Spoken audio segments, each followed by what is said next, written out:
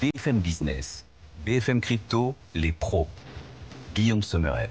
C'est votre part hebdomadaire d'avenir pour faire de vous les témoins du monde qui se construit, des contemporains du futur. Bienvenue à tous, vos pros des cryptos chaque vendredi donc en direct sur BFM Business à retrouver en replay tout au long du week-end sur la chaîne YouTube BFM Crypto. Nos NFT du jour, nos talents non fongibles, ils sont là, ils sont en place. Stanislas Barthélémy, bonjour Stanislas. Bonjour Guillaume. Ravi de vous retrouver, Stanislas Barthélémy pour KPMG. Owen Simonin aussi est avec nous depuis Angers, tiens, aujourd'hui. Bonjour Owen, à la tête de Meria. Bonjour. Et sa chaîne YouTube Asher avec un H au début bien sûr. Dans un instant on va parcourir l'ensemble des actualités de la semaine, mais si on va condenser la semaine en à peine 20 minutes. Mais d'abord, quel potentiel sur les cours des cryptos? On appelle Gilles Santacreux, bonjour Gilles. Boursicoté.com, bon, on voit le Bitcoin là en cette fin de semaine, toujours proche des records, mais toujours pas au-dessus des records. On est à 65 000 $ là sur Bitcoin. D'un point de vue technique, quels sont les prochains seuils d'après vous? Alors, au niveau du Bitcoin, effectivement, on est toujours dans une zone de range suite au record qui avait été inscrit, donc c'était au mois de mars. Mais on est quand même dans un range qui est assez volatile, puisque le record se trouvait aux alentours des 74 000 $. On est redescendu jusqu'à 50 000, donc ça fait quand même une perte de plus de 30%. Et on est toujours dans cette zone d'évolution, donc ce qui incite à dire que, eh bien, un retour à la hausse est toujours possible, mais qui n'est pas confirmé. Là, on revient au-dessus des 65 000 $. C'était une zone, c'est une zone mineure, mais qui est assez importante. Je dirais que le seuil qui serait important de reprendre, c'est le seuil des 69 500 $ pour un Bitcoin. Au-delà de ce niveau, on reviendrait dans des niveaux très proches des records historiques et on pourrait reprendre effectivement une dynamique haussière un peu plus forte qui pourrait nous porter vers de nouveaux records. Mais globalement, tant que l'on est en dessous de cette zone, ce sont des zones que l'on a testé un nombre de fois assez important depuis justement l'établissement de ce record. Et on n'a jamais réussi à le casser d'une manière pérenne et donc ça sera compliqué. Alors là, on parle du Bitcoin et puis il y a son dauphin, l'Ether, 2656 $ à l'instant où l'on se parle, l'Ether qui aujourd'hui, il progresse un peu plus que le Bitcoin, mais ce n'est pas du tout le cas tous les jours. Est-ce que sur l'Ether, vous voyez un potentiel distinct de celui du Bitcoin ? Alors sur l'Ethereum, le problème c'est que justement depuis cette phase qui nous avait permis d'établir des records, on a eu une dynamique un peu plus baissière, un peu plus forte. Et le premier niveau qu'il faudrait reprendre pour commencer à espérer reprendre une dynamique haussière serait 2850 $ pour un Ether. Je dirais que globalement cette zone qui a été support aussi et qui tant qu'elle sera résistance, eh bien elle laissera l'Ethereum dans une dynamique baissière sur le court moyen terme. Gilles Santacreux avec nous en direct depuis les bureaux de boursicoté.com. On va parcourir donc l'ensemble de l'actu crypto dans les 20 prochaines minutes. On parlera notamment du Bitcoin qu'on a envie de comparer à l'or. Parce que si le Bitcoin peine à franchir ses records du mois de mars, l'or lui bat des records quasiment tous les jours depuis maintenant plusieurs semaines. Pourquoi n'est-ce pas le cas du Bitcoin? Les explications fondamentales. Pourquoi l'or bat des records et pas le Bitcoin? C'est à suivre dans un instant. On parlera des stablecoins aussi et des stablecoins euro. Forge, la filiale de Société Générale, tente une démocratisation accélérée de son stablecoin euro. Alors on vous dira comment Forge s'y prend. Et puis on challengera vos choix aussi dans vos investissements en stablecoin. Plutôt stablecoin euro ou dollar? Oui, on vous challengera très très directement. Ce sera dans un instant. Et puis on parlera aussi du procès FTX. Bien sûr, c'est l'un des procès dont on aura le plus parlé cette année. Caroline Ellison est-elle épargnée? Elle n'a écopé finalement, l'ex-dirigeante d'Alameda Research, que de 2 ans de prison. On vous expliquera pourquoi seulement 2 ans. C'est votre machine à concentrer l'essentiel et elle s'enclenche, les pros des cryptos. C'est parti. BFM Business, BFM Crypto, le club. On parlera aussi de Kraken, grand pas en vue pour Kraken en France. D'abord, nos auditeurs et téléspectateurs, notre communauté BFM Crypto, priorité à vous tous qui nous suivez. Et cette question tient d'une d'entre vous, elle s'appelle Viviane. Est-ce que vous êtes d'accord, Stanislas, Owen, pour répondre tout de suite à cette auditrice? Oui, Stanislas, bien sûr. On est chaud. Allez, c'est parti. Viviane met le Bitcoin au rapport. Elle nous dit, Viviane, dans son message, l'or, oui, bat des records, jour après jour. Pourquoi pas le Bitcoin? La question est simple, elle est centrale. L'or bat des records quasiment tous les jours, mais pas le Bitcoin. Pourquoi, Owen? C'est 2 actifs qui sont perçus par le marché comme vraiment très différents. C'est-à-dire que pour beaucoup qui connaissent Bitcoin, dans ses fondamentaux, dans son fonctionnement technique, Bitcoin a en effet des similitudes avec ce qu'on pourrait qualifier d'un or numérique. Malgré tout, il est beaucoup plus jeune. Sa jeunesse et les volumes de Bitcoin le rendent beaucoup plus volatile. Le fait que parfois, il peut avoir une corrélation inverse au dollar, parfois, il va avoir une corrélation au Nasdaq et aux valeurs technologiques, parfois, il va être plutôt corrélé à l'or. Ça dépend de moments, c'est vraiment des momentum sur ce marché, et certains essayent de qualifier Bitcoin dans une certaine catégorie, alors que Bitcoin est à lui seul une nouvelle proposition de valeur et devrait être une nouvelle classe d'actifs, notamment de par la solution et de par la réponse technologique qu'il offre. Donc c'est très délicat, et surtout, on est dans une période où, je le rappelle, le gros de la liquidité fraîche, récente, qui vient d'arriver sur Bitcoin, nous vient des marchés et beaucoup plus des institutions, avec les ETF Bitcoin qui ont été acceptés depuis le début du mois de février. Et même si les ETF représentent une petite partie des volumes et des échanges, c'est une grosse partie du sentiment. Quand les ETF voient de la liquidité sortir, ça affecte tout le marché à la baisse. Et quand les ETF voient de la liquidité entrer, ça envoie un message fort de confiance et ça indique beaucoup de liquidité entrante. Donc c'est très volatile et c'est surtout très, entre guillemets, catégorisé sur le rythme de l'argent frais qui vient de la finance traditionnelle. Ce que je veux vous dire par là, c'est que ceux qui considèrent Bitcoin comme une valeur réserve sont principalement des gens qui l'ont depuis plusieurs années, qui sont intéressés au sous-jacent en lui-même, alors que ceux qui le considèrent comme un actif volatile, plutôt les institutions, sont ceux qui en ce moment mettent de la norme. Viviane, la réponse très précise à votre question. Vous avez bien fait de nous interroger. Faites comme elle. N'hésitez pas à nous interroger sur le fil X, LinkedIn aussi. On y est présent, BFM Crypto, ou encore en commentaire notre chaîne YouTube BFM Crypto, bien sûr. Alors pendant ce temps, AAVE, lui, monte. Et monte encore. Depuis 3 mois, ça n'arrête pas. Quels sont les fondamentaux qui peuvent justifier cette incroyable ascension d'AAVE ? AAVE ou AAVE pour vous ? AAVE, ça dépend. AAVE, c'est ça. Peu importe. AAVE est un des protocoles précurseurs de la finance décentralisée, qu'on appelle aussi DeFi par convenance. Et ce retour en grâce, je pense qu'il y a 3 dimensions derrière. La première, c'est que c'est un produit qui tourne bien, qui répond à une demande dans le monde crypto. En témoigne une croissance assez forte sur les derniers mois, avec des nouveaux actifs qui sont à ajouter à ce nouveau protocole de prêt et d'emprunt. Donc ça fonctionne bien. Il y a une deuxième dimension qui est le jeton, parce que AAVE, c'est le nom du jeton et le nom du protocole. Le nom du jeton par rapport aux autres protocoles de finance décentralisée ou même jetons de la crypto, c'est qu'il y en a très peu qui sont en circulation par rapport au potentiel. Alors que AAVE, c'est le contraire, c'est qu'ils sont quasiment déjà tous en circulation. Donc je dis ça pour une simple et bonne raison, que les autres cryptos, quand il y a des fonds d'investissement qui sont bloqués, c'est-à-dire qu'un jour, ces jetons, quelque part, seront vendus. Ce n'est pas le cas de AAVE. Donc il y a moins de pression vendeuse.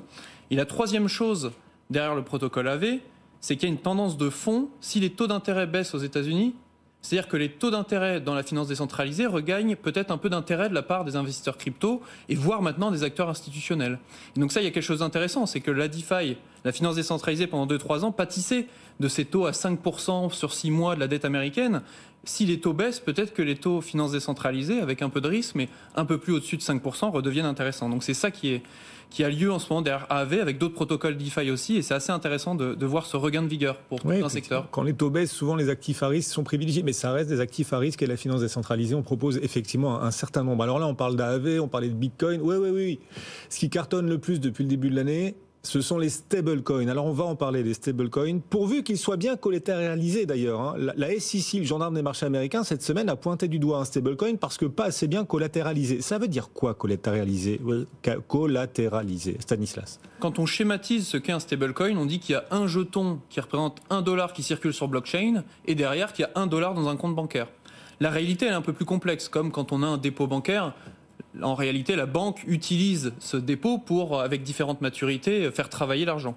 C'est un peu pareil avec les stablecoins. C'est pas 1 pour 1, c'est plus complexe que ça. On peut avoir $1, certes, mais surtout, on peut commencer à diversifier un peu sur des cash équivalents, comme on dit, et donc potentiellement des bons du Trésor américain. Donc c'est ça le modèle des stablecoins. C'est pour ça qu'à longueur d'émission, on évoque le modèle de Tether et de Circle qui génèrent des milliards avec le collatéral, c'est-à-dire la contrepartie de ces jetons qui circulent sur blockchain. Et en l'occurrence, ce que la SEC reproche au TUSD, c'est d'avoir un collatéral dont la structuration est un peu étrange.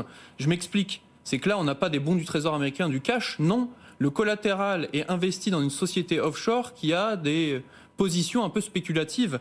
Et donc la SEC reproche au TUSD quelque part d'être un produit un peu frauduleux dans la mesure où ils disent c'est backé par du cash. En réalité, non. C'est backé dans une structure offshore où certes, il y a peut-être un peu de cash, mais il n'y a pas véritablement de protection pour les consommateurs. Et donc, il y a eu un settlement qui doit encore être validé par la justice avec une amende de 350 000 $. Et ça, c'est un peu, on va dire, la dualité américaine. C'est-à-dire qu'il n'y a pas de cadre transparent et en même temps, ils tapent. Mais ce qui est certain, c'est que je le vois plutôt d'un bon œil. Oui, la SEC, elle a fait son boulot, en fait, qui a pointé du doigt cette semaine le TUSD, effectivement. Sans excès de zèle, pour le coup, je trouve. Voilà. Et puisqu'on parle des stablecoins, d'ailleurs, on le disait dans les titres tout à l'heure, Forge, la filiale de Société Générale, Forge vient de trouver un nouveau moyen pour démocratiser son stablecoin euro. On sait qu'ils sont très en retard sur les stablecoins dollars, nos stablecoins euros. Le sien, Forge tente un coup là pour essayer effectivement de le rendre plus visible. C'est une démarche de plusieurs années, mais qui a été accélérée par MiCA. On le dit pareil souvent dans les émissions, mais MiCA, c'est vraiment un changement. Ça permet notamment aux banques d'aller dans ce marché avec beaucoup de confiance. Il y a une demande pour le stablecoin euro. MiCA permet à ce stablecoin de circuler. En fait, l'info, c'est Forge lance un partenariat avec Bitpanda. Voilà. Exactement. C'est ça, pour démocratiser son stablecoin. Et donc l'enjeu maintenant pour Forge, et donc Société Générale derrière, c'est de faire circuler et de faire en sorte qu'il y ait de plus en plus de jetons crypto-euros sur la blockchain. Et le bon moyen qui est fait aujourd'hui, c'est de passer par les intermédiaires. C'est-à-dire que quand aujourd'hui on passe par un intermédiaire européen, qu'on dépose des euros, la promesse de Forge et de Société Générale, c'est d'être quelque part la contrepartie de ces euros. Ça apporte de la confiance aux clients et aux consommateurs. Donc il y a un vrai effort de la part de Forge, mais aussi des outsiders et des concurrents, d'avoir ce qu'on appelle ce first mover advantage, c'est-à-dire d'être le premier à atteindre une taille critique. Et donc il y a une vraie compétition en ce moment à l'œuvre avec Société Générale Forge et Circle avec son Eurocoin, et derrière des outsiders, Banking Circle, notamment Monerium. Effectivement, mais les stablecoins euros restent très en retard face aux stablecoins dollars. C'est d'ailleurs l'objet de notre question crypto qui claque cette semaine. Chaque semaine, on vous pose effectivement cette question qui fâche sur nos réseaux sociaux, notre fil X BFM Crypto. Owen et Stanislas, est-ce que vous êtes prêts? Je vois Owen dire oui, et vous aussi Stanislas, vous êtes prêts? Sûr? Super prêt. Vous l'aurez voulu. Voici la question qui fâche cette semaine. On va parler de patriotisme économique.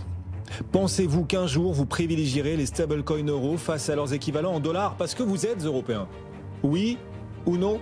Je vous laisse un instant de réflexion à l'un et l'autre. Oui, vous êtes européen, Stanislas. Je vous laisse un instant de réflexion également, Owen. Vous tous, vous pouvez aussi participer, bien sûr, sur notre fil X BFM Crypto, notre fil LinkedIn. Laissez-nous aussi vos arguments en commentaire. Chacun de vos arguments compte.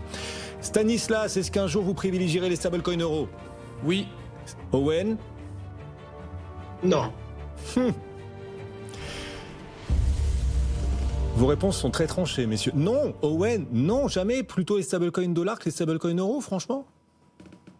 Non, pour moi, le stablecoin n'est qu'une forme. Je privilégie parfois l'euro, parfois le dollar, mais je n'irai pas sur un stablecoin euro si à un moment j'ai envie de m'exposer à une autre monnaie fiat. Je ne choisirai pas parce qu'il est européen cette monnaie-là juste pour pour être patriote. Au contraire, je pense qu'il y a des moments où on doit se concentrer sur son portefeuille et le choix de la monnaie qu'on utilise ne doit pas être une décision patriote, mais doit bel et bien être une décision sur la valeur et la façon dont on veut se positionner. Et vous, au contraire, vous pensez un jour privilégier les stablecoins euros plutôt que les stablecoins dollars? C'est un oui, mais. Ah oui. Comme Gramsci. C'est un oui sincère ou pas? C'est un oui sincère. Bon. Je suis optimiste par la volonté et un peu pessimiste par l'intelligence, mais aujourd'hui je me sens, on va dire, beaucoup plus optimiste. Et il faudrait juste qu'une fois qu'on ait ce stablecoin euro, il y en ait beaucoup en circulation et qu'on puisse l'utiliser dans des protocoles de finances décentralisés et aller chercher du rendement. C'est ça là où le bas blesse aujourd'hui. C'est qu'il n'y a pas assez de rendement et que le dollar aujourd'hui a quelque part inondé le marché. Oui, effectivement.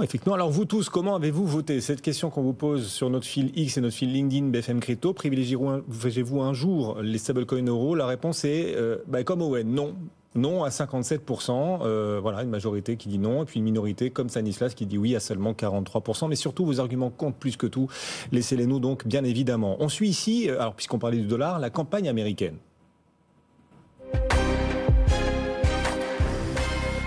Tous les jours sur BFM Business, cette campagne américaine, Donald Trump face à Kamala Harris, Kamala Harris se révèle peu à peu Owen sur les sujets crypto. Elle a levé le voile pour la première fois ces derniers jours sur sa vision des cryptos et elle devrait être amenée à le faire à nouveau dans les prochains jours. Tout à fait. Elle est partie avec un léger retard parce qu'elle est naturellement assimilée au gouvernement en place, c'est-à-dire celui de Joe Biden, et qui, pour le coup, était principalement contre le développement des crypto-monnaies. Donc, naturellement, beaucoup ont vu les démocrates comme positionnés négativement vis-à-vis du développement des crypto-monnaies. Mais son discours à Kamala Harris varie. il semble être beaucoup plus pro-crypto aujourd'hui, en tout cas pro-innovation, puisque ça inclut également l'intelligence artificielle, et explique qu'ils veulent embrasser l'innovation, mais sous couvert, évidemment, de protéger le consommateur. Bon, un discours qui jusque-là semble plutôt évident, et je pense que personne ne veut embrasser l'innovation sans protéger son consommateur. Là où ça varie un petit peu, c'est qu'on commence à voir différents soutiens démocrates qui mettent quand même des pressions à Kamala Harris pour pouvoir malgré tout changer certaines personnes qui sont en place, notamment dans le régulateur, c'est-à-dire le chairman, Gary Gensler, ou des personnes qui étaient plutôt contre le développement des crypto-monnaies, en tout cas jusqu'à présent. Donc c'est toujours un petit peu délicat, mais il semblerait, quoi qu'il arrive, que ce soit Donald Trump ou Kamala Harris, qu'il s'agisse d'un changement et que le gouvernement à venir sera beaucoup plus favorable à cette innovation, puisque maintenant c'est le peuple, ce sont les Américains qui veulent des crypto-monnaies. Ça s'est vu ne serait-ce que dans le positionnement qu'ils ont pris et dans les promesses électorales qu'ils ont fait. Maintenant, il va falloir les assumer. Mais même si visiblement Donald Trump, avec son discours, semble être vraiment pro-crypto et même un petit peu au-delà des fois du réalisme, en tout cas, il semblerait que la prochaine présidente ou le prochain président des États-Unis se doivent d'être beaucoup plus crypto-friendly et de proposer un cadre clair pour son développement. Donald Trump, vous en parlez. Alors lui, il propose carrément, Stanislas, de rembourser la dette américaine en crypto-monnaie. 35 000 milliards de dollars, voilà. Il n'y a plus de limite à la démagogie politique, mais ça c'est le lot de toutes les campagnes politiques, que ce soit d'un camp ou de l'autre, à vrai dire. Aujourd'hui, le sujet crypto est perçu comme une clientèle électorale, donc il faut l'adresser, il faut gagner des voix, parce qu'il y a la présidentielle en jeu, mais aussi le Sénat, et ça, il ne faut pas l'oublier.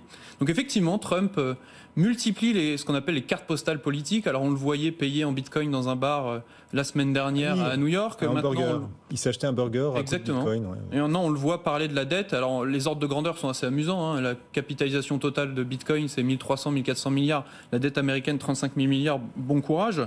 Mais bon, sur fond de campagne politique, pourquoi pas ? Oui, les paroles n'engagent que ceux qui les écoutent. Exactement, exactement. La finance traditionnelle, pendant ce temps, se frotte-t-elle les mains ? Profiterait-elle d'un certain favoritisme aux États-Unis ? La communauté crypto est prompte à le penser. Cette décision aux États-Unis va sans doute conforter la communauté crypto dans son opinion. BNY Mellon, c'est la plus grande banque dépositaire aux États-Unis. Elle a obtenu une autorisation pour la garde de crypto, sans avoir à montrer main propre spécialement, enfin sans avoir à remplir tous les critères que les plateformes d'exchange, elles, doivent remplir. C'est du favoritisme, Stanislas ? C'est une forme de favoritisme, mais que j'ai envie de dire un peu légitime. Le sujet est un peu technique, mais je pense qu'il est très intéressant sur la manière dont parfois le remède peut un peu tuer le malade. Je m'explique. Le sujet, c'est qu'il y a depuis plusieurs années, il y a une disposition aux États-Unis qui s'appelle SAB 121, qui visait quelque part à créer une scission entre le monde crypto et une hybridation avec la finance traditionnelle. Et donc l'objectif de cette scission, c'était de quelque part protéger les consommateurs américains, les consommateurs tout court. Et donc ce SAB 121, c'était une conséquence, enfin la disposition était la suivante, c'est qu'il fallait intégrer au bilan de la banque les actifs détenus pour le compte des clients. Dans le but, encore une fois, de protéger. Le seul problème, c'est que cette hybridation entre la crypto et sa finance traditionnelle n'est que naissante et que quand on intègre au bilan des banques les actifs détenus pour le compte des clients, on joue tout de suite sur des choses qui sont très sensibles, que sont tous les requirements, tous les nécessaires ratios de capitalisation, de liquidité, etc. Et donc pour une industrie naissante, arriver quelque part avec un coup près aussi puissant, quelque part, ça revient à un peu tuer le business model qui était de permettre à ces acteurs-là de faire de la conservation. Et c'est là où je trouve que c'est un peu paradoxal, c'est que cette conservation par ces acteurs, à mon sens, est une sécurité. Il fallait l'encadrer et l'aider. L'actualité de l'été, c'était qu'il y avait une sorte d'accord démocrate et républicain pour revenir sur SAB 121, là où le président Biden avait mis son veto. Et aujourd'hui, ce qu'on voit, c'est que la SEC fait un premier pas en disant on peut créer une exemption de cette disposition de SAB 121 pour BNY Mellon parce que il y a du sérieux sur la manière dont sont conservés les actifs. Et c'est ça qui est intéressant, c'est qu'il y a une brèche enfin qui est ouverte. Il était important de l'expliquer, c'est vos pros des cryptos. Chaque vendredi, on rationalise cet univers crypto en pleine ébullition. Vous pouvez nous retrouver aussi sur la chaîne YouTube BFM Crypto. Alors entre vous, vous n'êtes quand même pas toujours très sympa dans l'écosystème. Est-ce que vous savez où il y a une dictature ? Tiens, cette question, Chris, pour notre réalisateur, le réalisateur des pros des cryptos, il saura sans doute y répondre. Chris, où y a-t-il des dictatures ? Des dictatures actuelles ? Oui, actuelles. La Corée du Nord, le Venezuela aussi. Oui, bien vu. Effectivement, Corée du Nord, Venezuela, mais il y a aussi une autre dictature, Ethereum. Ethereum est une dictature menée par Vitalik Buterin. C'est pas moi qui le dis. Je répète juste ce que dit Charles Hoskinson, le patron de Cardano. quels arguments met-il en avant pour considérer, Owen, qu'Ethereum serait une dictature ? Alors, il explique que le créateur d'Ethereum, Vitalik Buterin, aurait une influence beaucoup trop grande sur la gouvernance du protocole et donc sur son développement, sur ses différents choix technologiques et sur l'évolution que va prendre le réseau, mais également du coup la crypto-monnaie Ether. Ce qui est un petit peu délicat, c'est que ça ne sort pas de la bouche de n'importe qui. Premièrement, il s'agit de Charles Hoskinson, le créateur de Cardano, qui, d'une certaine façon, est une solution concurrente finalement à Ether, et encore, je ne sais pas vraiment si on peut dire ça, qui était l'un des cofondateurs d'Ether également et qui est parti depuis, donc ils se sont connus dans un cadre bien différent à l'époque, et pour terminer, à un moment qui est clé. Bon, déjà, c'est pendant Token 2049, donc c'était à Singapour, c'est annoncé pour de faire un certain effet, et surtout, c'est nuancé tout de suite avec chez nous, chez Cardano, c'est différent. Chez nous, chez Cardano, on a fait quelque chose de bien différent et un modèle qui, lui, donne beaucoup plus de pouvoir à la communauté. Bref, ce n'était pas simplement critiquer un modèle existant, c'était critiquer un modèle existant pour le comparer à son propre modèle et à la solution qu'il propose sur le marché, ce qui vient naturellement ternir un petit peu la force et la puissance du propos. La deuxième chose, c'est que c'est particulièrement bien joué d'un point de vue temporel, je trouve, parce que c'est une période où il y a beaucoup de questions autour d'Ether. Notamment le fait qu'ils ont consommé 100 millions de dollars l'année dernière pour les frais de fonctionnement et le développement de l'équipe. Également le fait que l'Ether est un peu en perte de vitesse et de force vis-à-vis de Bitcoin. Donc ça commence à faire parler certains investisseurs qui en ont dans leur portefeuille. L'ETF Ether qui a moins bien fonctionné que l'ETF Bitcoin. Bref, c'est un moment où les gens ont un petit peu envie de se plaindre et de critiquer Ether. Un moment où il y a des vraies bonnes raisons, notamment sur certaines solutions de seconde couche qui prennent une partie des revenus d'Ether et ça a été toléré. Enfin, c'est quelque chose d'assez complexe, mais il y a des vraies bonnes raisons qui font que Ether est au cœur du sujet aujourd'hui et c'est vraiment un moment particulier qui a été choisi pour dire ça. Intéressant, effectivement. Tiens, pendant ce temps, l'écosystème français s'étoffe. Owen, Kraken vient de faire un pas important pour sans doute débarquer en France ? Est-ce que l'écosystème français s'étoffe ou est-ce que l'étoffe française est en train de partir? Je ne sais pas. Tout ce que je sais, c'est qu'en effet, Kraken, qui avait besoin de se développer en Europe, vient de faire une acquisition d'une société qui est aux Pays-Bas et qui, pour le coup, était enregistrée en France. Elle va donc pouvoir commencer son développement et sa communication. Ce n'est pas encore le cas, ça va prendre un peu de temps. Mais pour pouvoir faire au-delà de la reverse solicitation, de la communication active, il fallait être régulé et c'est la décision que la pieuvre géante Kraken a prise en prenant position et en réalisant une acquisition sur le territoire européen. Un dernier mot, parce qu'on en parlait en titre et il faut qu'on l'aborde. Effectivement, ça a marqué cette semaine. Il nous reste malheureusement peu de temps, mais il faut qu'on en parle. L'affaire FTX, suite, Owen. Elle risquait 110 ans de prison. Finalement, elle n'écope que de 2 ans de prison. Caroline Ellison, l'ex-dirigeante d'Alameda Research, s'en sort finalement pas trop mal. Pas aussi mal en tout cas que Sam Bankman-Fried. Est-ce qu'on a une explication ? Tout à fait. Elle a apparemment énormément contribué à récupérer les actifs perdus.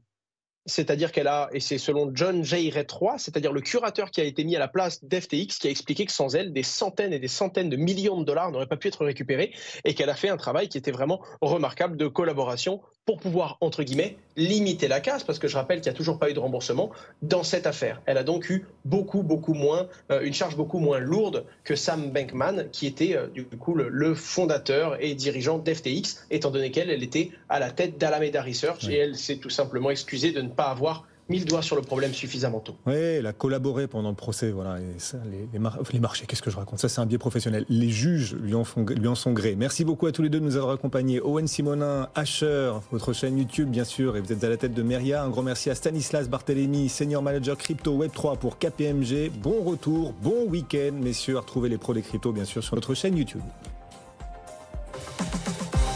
BFM Business, BFM Crypto, les pros.